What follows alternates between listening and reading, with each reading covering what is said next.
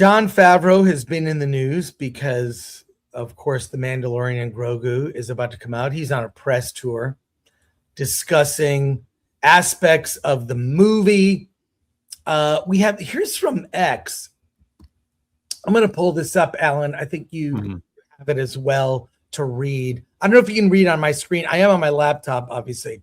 Yeah. Here at the film festival. That's why my voice is not as you would normally hear me. But could you read through this from Variety? Sure. Iron Man director Jon Favreau tried to prevent Tony Stark from being killed off in Avengers Endgame, even calling the Russo brothers to ask them to reconsider. But now Favreau admits, I was wrong. I called the Russos. I was like, I don't know if people are going to like, I don't know. I think it's going to really impact people because they were kids that grew up with that character. But I have to tell you, it was handled so well by them, I added. And Gwyneth Paltrow and Robert Downey Jr. did such a wonderful job acting. And I think it added a poignancy to it. I think they did a wonderful job. I was wrong. I was choked up. Even though it's a movie, those characters have been a part of my life for so long. Yeah. Here's he said that on Jimmy Kimmel Live. I'm not going to play the clip. You can find it, but we probably get hit for it. But here Joseph Kahn, who's going to be coming on the show, he's been on the show before, and his quote tweet about this said, Marvel ended for me as soon as Tony Stark exited, and frankly, for most people judging by the collapse of box office afterward. Killing beloved characters will always feel more like salacious corporate mandates than real story beats. The execs may not believe in Iron Man, Han Solo, James Bond, but we do. And I quote tweeted, so Joseph Kahn quote tweeted Variety.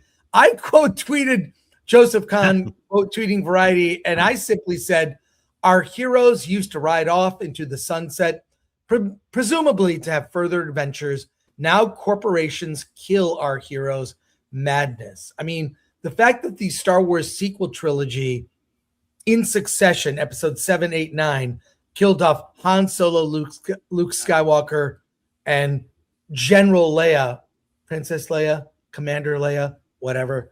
That kind of kills the story. And I think, and other people jumped in that thread saying, when you end that character's story, the interest is over. People weren't interested in the universe. They were interested in Steve Rogers and Tony Stark.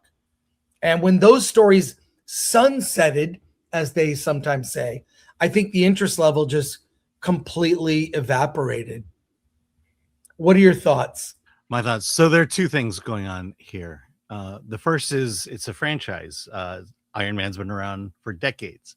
I read Iron Man. I loved Iron Man. I remember him. I remember that era where he was an alcoholic. But at the same time, you take Endgame. It was such a great death. It was a death that meant something.